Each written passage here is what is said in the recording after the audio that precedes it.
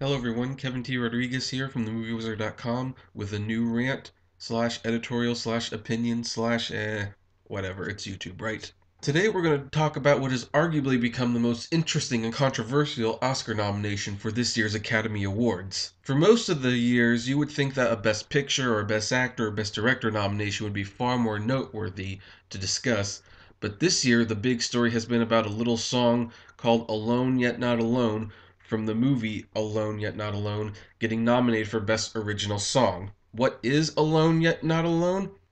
Who knows? I haven't seen it. Very few people have seen it.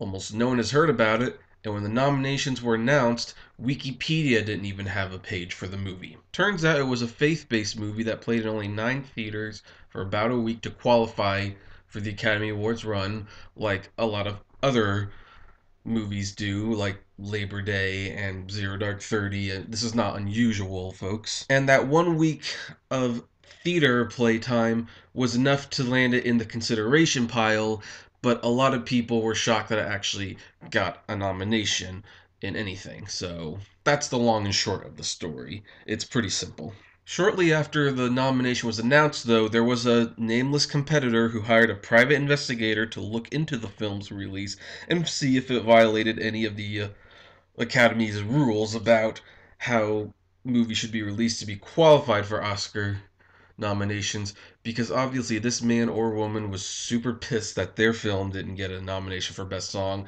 and obviously felt that this one should be disqualified since they hadn't heard of it. Well, the Academy looked over this investigator's findings and found that it did not violate any of the rules, surprise, surprise, and the nomination would stay. On January 29th, though, the Academy was singing a different tune, no pun intended, and they rescinded the song nomination for Alone Yet Not Alone.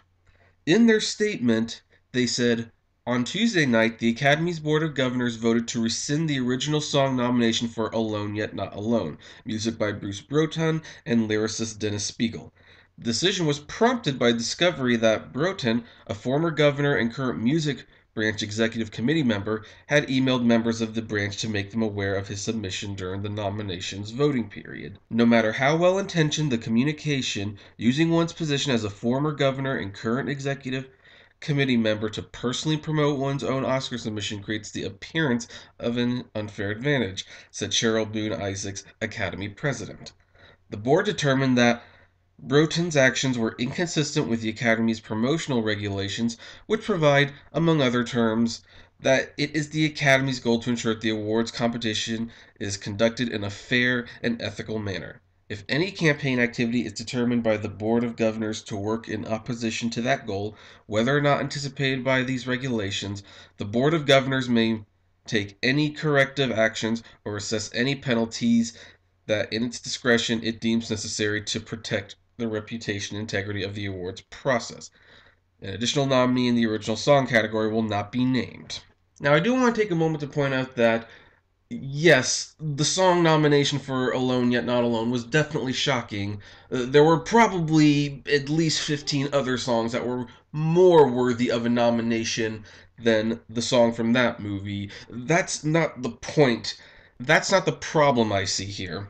The problem I have with this is how the Academy basically used some very vague language to disqualify a song that had gotten them a lot of flack from people who felt it shouldn't be nominated, and in a sense kind of threw the whole thing on which their organization is built on under the bus. How have they thrown their organization under the bus? Here is the single email that Bruce Broton, one of the writers of the songs, sent out to Academy members to encourage them to vote for the song.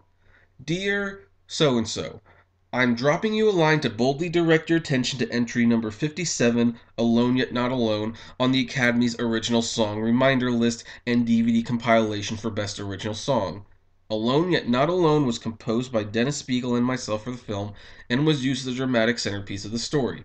The score for the film was composed by Bill Ross. The clip includes the final scene in the film and a performance of the song as used in the beginning of the end credits. I'm sending this note only because it is extremely unlikely that the small, independent, faith-based film will be seen by any music branch members. It's the only way I can think of to have anyone be aware of the song. This is merely a request for your consideration. A hope that the song will get noticed and be remembered among the many worthy songs from more highly visible films. That's all the email said. It did not tell people how to vote when they were filling out their ballots. It did not claim that their film was better than other films they would be voting for. It just said, hey, there is a song on a screen or DVD that you got because the Academy sends them out, and I think it will get overlooked. Would you please consider listening to it and considering it if you like it? That's all the email was saying. And somehow, in the Academy's eyes, this creates the appearance of an unfair advantage, and thus the song has been disqualified. Here's the thing though, this sort of campaigning happens all the time. In fact, in terms of campaigning, this is probably the weakest form of campaigning you can actually do. Let's look at another Best Song nomination in Disney's Frozen for Let It Go. And I just want to state for the record, this song has always been my choice to win the Best Song award this year. I'm not picking on it because of the quality, but here's the thing. This song is from Disney. Are you seriously going to tell me Disney has not lobbied the heck out of this thing? Not only has Disney sent screeners for the entire movie, but they have made the clip available on YouTube in both English and in multiple languages. They have pushed hard for this song to win. They have had parties where people eat shrimp and drink cocktails, and they schmooze up and say, so, you gonna vote for our song? The Academy Awards is almost built entirely on campaigning because if there's no bribes or, benefits or anything, why hold the awards? Academy voters love to be schmoozed to. That's part of the game. Truthfully, it's almost more impressive that they nominated a song that had only a single email sent to them as opposed to another song where studios would probably send them to Universal Studios for free for a day if they would nominate it. For better or worse, this suggests that the people who listened to the song must have actually liked it enough to vote for it. But is it really in violation of the Academy's rules? If the answer is yes, then virtually everything should be disqualified this year because everyone has sent the individual Academy members screeners and press discs and junkets and have pulled out for your consideration ads and have probably mailed those ads to the voting members. This stuff happens all the time. Why did this one little email disqualify the song? Why was this one obscure song nomination considered so threatening by other Academy voters that they decided to launch this whole investigation thing, which the Academy didn't take seriously, but obviously there must have been enough pressure because they ultimately rescinded the nomination anyway. Another thing to keep in mind is that Broten had actually been very, very open about how he solicited the emails to the Academy members in hopes that the song would get nominated. I mean, on day one, when people asked where'd the song come from, he said, hey, I sent some members an email asking if they'd consider listening to the song, and it worked, and I'm really, really surprised. It was the most simplest of grassroots campaign. Why wasn't there investigation right then and there about the ethnics of it? The answer, of course, is that Broten really didn't break any rules when um, campaigning for his song to get nominated. It was very simple, very low key.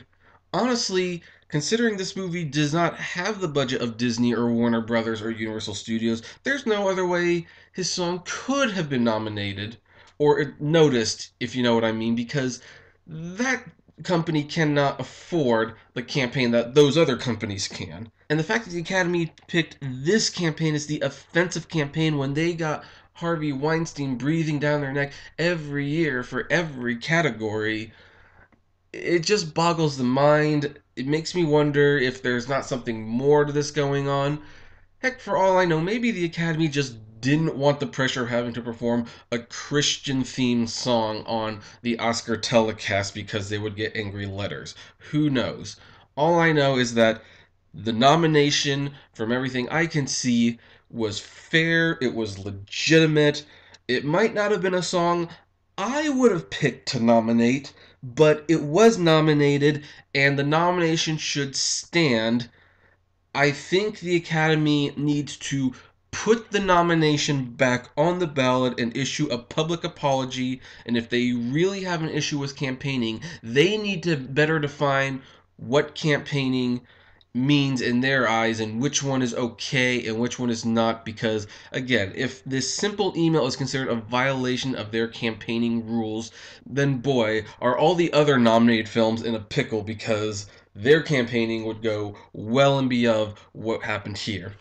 This is Kevin T. Rodriguez. I'll see you next time when I decide to rant about whatever else I want to rant about.